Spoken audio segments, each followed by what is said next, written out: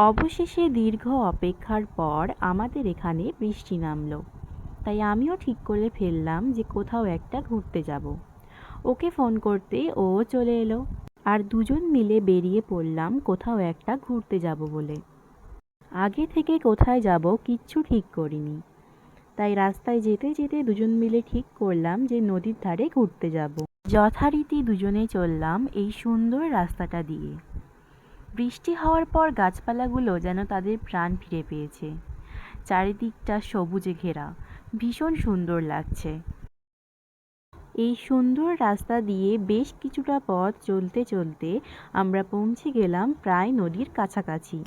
এখানে খুব হাওয়া দিচ্ছিল, তাই এই সুন্দর জায়গাটায় আমরা বেশ কিছুক্ষণ সময় একসাথে কাটালাম। তারপর ওখান থেকে বেশ কিছুটা দূর এগিয়ে যাওয়ার পর দেখা মিলল এই অপরূপ সুন্দর নদীর। বৃষ্টির ঠিক পরের মুহূর্তে নদীকে যে কত সুন্দর লাগে তা ঠিক ভাষায় প্রকাশ করা সম্ভব নয়। এখানে দেখলাম অনেকেই নদীতে নেমে মীন ধরছে। আমরা এখানে বসে আরও কিছুটা সময় একসাথে কাটালাম। তারপর আমরা দুজন মিলে 2 কাপ চা খেয়ে ওখান থেকে বেরিয়ে এলাম।